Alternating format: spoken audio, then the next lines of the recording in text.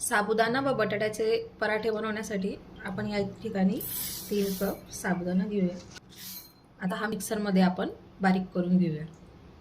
हे बघा, आपण यामध्ये आता साबुदाणा बारीक करून घेतलेला आहे, मिक्सरमध्ये फिरवून घेतलेला आहे। आपण जाडही थोडासा ठेवू शकतो किंवा आपल्याला जर लवकर करायचे असलं पराठे तर त्यासाठी आपल्याला थोडं जास्त बारीक करून घ्यावं लागेल। आता आपण यामध्ये पाणी टाकूया आणि साबुदाणा थोडंसं 10 ते 15 मिनिटं फक्त भिजत घालूया।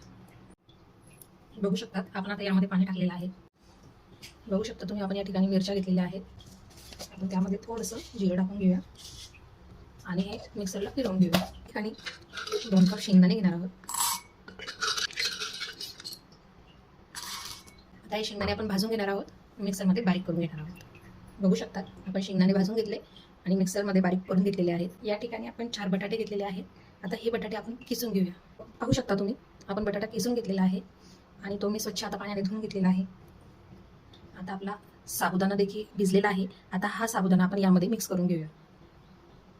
आता आपण हे शेंगदाण्याचं कूट यामध्ये टाकून घेऊया। कोथिंबीर टाकून घेऊया। मिरची आपण बारीक करून घेतलेली होती मिक्सरमध्ये, मिरची टाकून घेऊया। मिरचीची पेस्ट आहे ही।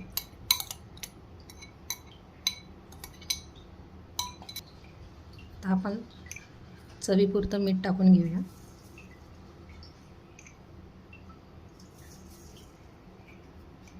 आता हे मिश्रण पूर्णपणे तयार आहे। आपण आता हे फक्त मिक्स करून घेऊया। आता आपण यावरती थालीपीठ जसं थापतो ना, त्या पद्धतीने आपण हे थालीपीठ थापून घेऊया। थालीपीठासारखेच थापून घ्यायचे आहे। वाटलंच आपण हाताला थोडंसं पाणी लावू शकतो।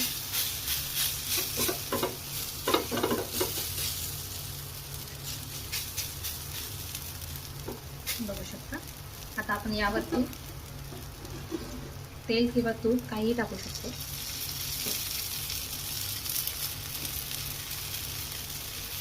दोन मिनिटं आपण आता यावरती असं झाकण ठेवून घेऊया।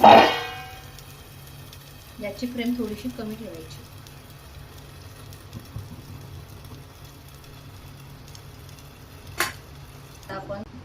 आता आपण झाकण काढून बघूया। आता आपण हा पराठा पलटवून घेऊया। बघू शकता तुम्ही किती छान दिसतो आहे, असा क्रिस्पी पण दिसतो आहे। हे बघा, आपला साबुदाणा बटाट्याचा पराठा आता बनवून तयार आहे। आपण हा दहीसोबत किंवा ताकासोबत, आपल्याला आवडेल चटणीसोबत, आपण कशासोबतही खाऊ शकतो किंवा तो असाही खाल्ला तरी तो छान